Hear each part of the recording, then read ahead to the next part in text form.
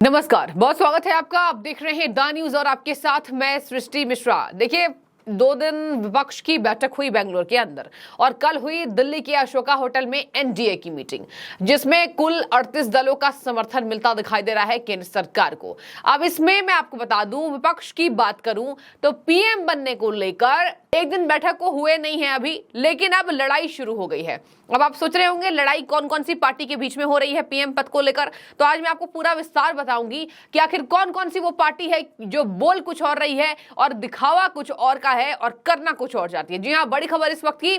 सबसे पहले टीएमसी सांसद शताब्दी रॉय, उन्होंने तो अपनी मुख्यमंत्री जी यानी ममता बनर्जी को पीएम उम्मीदवार घोषित कर दिया है। वो बोल रही है खुले मंचों से कि हम चाहेंगे कि ममता बनर्जी पीएम की उम्मीदवार पर बने। और देखिए, यहां पर कहा जा रहा है ममता बनर्जी को भी सत्ता का लालच है। यही वजह है कि ममता बनर्जी अभी फिलहाल चुप हैं। आपने देखा होगा ममता की तगड़ी लड़ाई कांग्रेस पार्टी के साथ हुई, बीजेपी के साथ तो होती रहती है, लेकिन इस बार पंचायत चुनाव में हिंसा जो करवाई ममता बनर्जी ने, उस वजह से कांग्रेस पार्टी खासा नाराज चल रही है। और कल ही कांग्रेस के नेता पश्चिम बंगाल के अंदर उन्होंने साफ तौर पर अपने आला कमान को याद दिलाया कि मैं आपको याद दिलाना चाहता हूं कि आप बैठक में रात्रि भोज कर किसके साथ रहे हैं, जरा याद कीजिए। यानी कांग्रेस आला कमान से कांग्रेस के नेता पश्चिम बंगाल के अंदर खफा थे।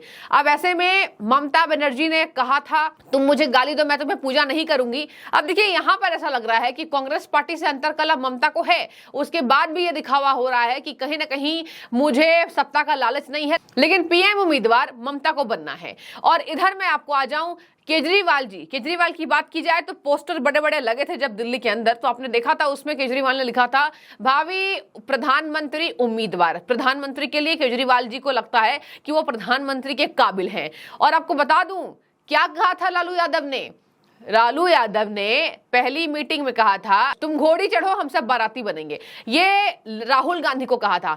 राहुल गांधी जी का खुद मामला अभी लंबित है, सुप्रीम कोर्ट का दरवाजा खटखटाया हुआ है पीएम मोदी सरनेम को लेकर। और यहां पर कहा जा रहा है, राहुल ने कहा था मेरी सांसदी बर्बाद हो गई है और मेरा पूरा राजनीतिक करियर बर्बाद हो जाएगा। मैं चाहूंगा कि सुप्रीम कोर्ट इस पर अपना फैसला सुनाए और मुझे राहत दे। लेकिन फिलहाल वहां से अभी तक कोई राहत तो नहीं मिली है। लेकिन देखने वाली बात होगी, पहले तो सांसदी गई है, ऊपर से कांग्रेस पार्टी अंदर ही अंदर चाहती है कि राहुल पीएम उम्मीदवार बने। दर्शकों, अब मैं आपको बताती हूँ मल्लिकार्जुन खड़गे जी किस तरीके से मैनिपुलेट करने की कोशिश कर रहे हैं। मल्लिकार्जुन खड़गे ने साफ तौर पर मीडिया को कहा है हमें सत्ता का लालच नहीं है, कांग्रेस पार्टी को सत्ता का लालच नहीं है। मैं चाहूंगी आप सब अपनी राय रखें इस बात पर कि क्या कांग्रेस पार्टी कभी ऐसी रही है राजनीतिक करियर में, अपने राजनीतिक तमाम जितने सालों से कांग्रेस पार्टी सत्ता पर राज कर रही थी। अब तो नहीं है, चलिए चला गया और सरकार चली गई है, लेकिन आपको क्या लगता है कि सत्ता का लोभ कांग्रेस पार्टी को नहीं है?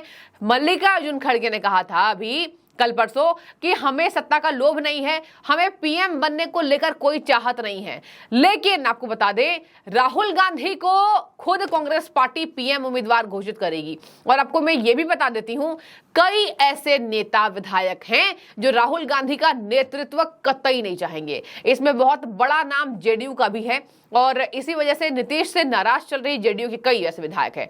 अब नीतीश कुमार की बात देख लीजिए, विपक्षी एकता की बैठक के बाद वो उठकर चले गए थे, प्रेस कॉन्फ्रेंस में शामिल नहीं हुए।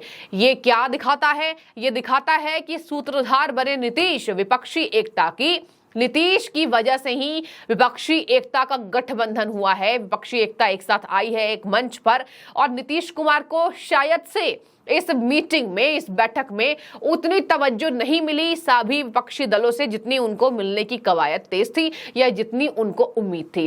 अब देखिए, नीतीश कुमार के विधायक हैं ललन सिंह, जेडीयू के हैं ये। और देखिए, जेडीयू के होने के नाते ये कह रहे हैं कि प्रधानमंत्री ने इतने सालों में 9 सालों में कभी एनडीए की मीटिंग नहीं बुलाई है और क्या मीडिया झूठी खबरें फैला रहा है। आरजेडी और रेडियो में कोई लड़ाई नहीं है, ये मीडिया के द्वारा फैलाई जा रही बातें हैं। और नीतीश कुमार को ऐसा कुछ नहीं है कि उन्हें डर लग रहा है। बीजेपी को। खैर देखिए, नीतीश कुमार के विधायक है, बोलेंगे ही ऐसा, और इसलिए ये कह रहे हैं कि हम सब एक साथ आए हैं ताकि, और हम सब किसी को नाराज नहीं कर रहे हैं, कोई लड़ाई नहीं है। I was part of NDA for 5 years and to date PM Modi called a meeting with NDA. यानी मैं खुद 5 साल एनडीए का साथी रहा हूं, पीएम मोदी ने कभी मीटिंग नहीं बुलाई, ये अचानक से मीटिंग बुलाने की क्या जरूरत है, ये खुद पीएम मोदी डरे हुए हैं। ये कहा है ललन सिंह ने। खैर देखिए, ललन सिंह कहेंगे क्योंकि ये नीतीश कुमार के पाले के हैं, बहुत बड़े नेता हैं, नीतीश के बड़े मंत्री में से आते हैं। और ऐसे में ललन सिंह का यह बयान अभी वायरल हो रहा है।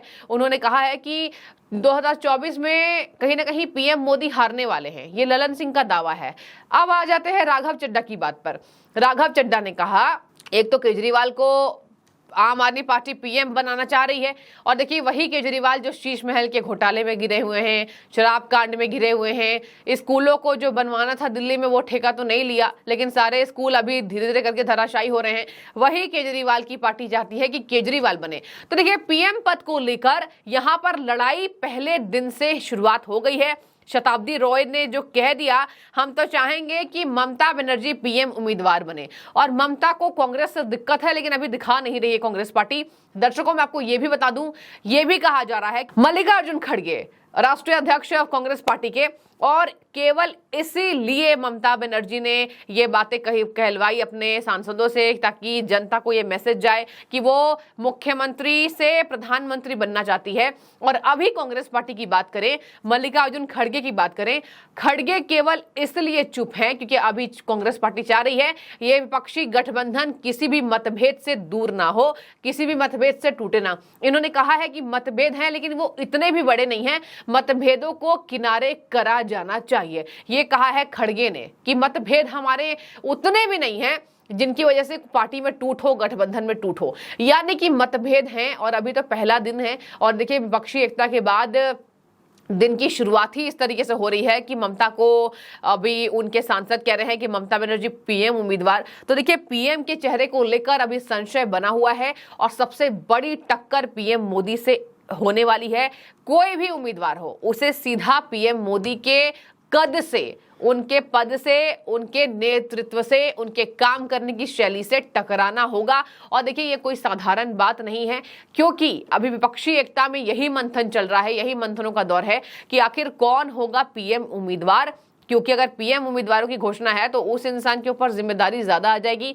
अखिलेश यादव अलग दावा कर रहे हैं, ममता अलग दावा कर रही हैं, केजरीवाल अलग दावा कर रहे हैं। और देखिए, केजरीवाल के सांसद है राघव चड्ढा कह रहे हैं कि पीएम मोदी डर गए हैं, कहते हैं एक अकेला सब पर भारी। और कल देखिए मीटिंग बुला ली 38 दलों की, और इसी वजह से पीएम मोदी अभी डरे हुए दिखाई दे रहे हैं। जबकि मैं आपको बता दूं कि एनडीए की बैठक अभी महत्वपूर्ण है।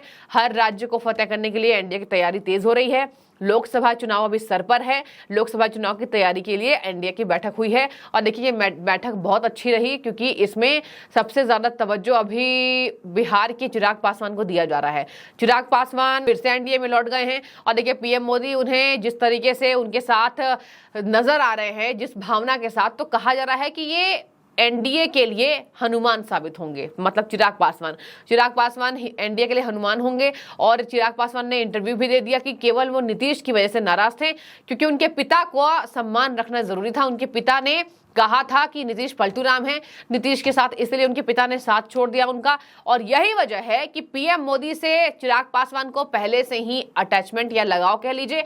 वो कह रहे हैं कि मुझे पीएम मोदी से पहले से ही उनसे लगाव है, इसी वजह से मैं वापस पीएम मोदी के साथ आ गया हूं, मुझे दिक्कत नीतीश से थी।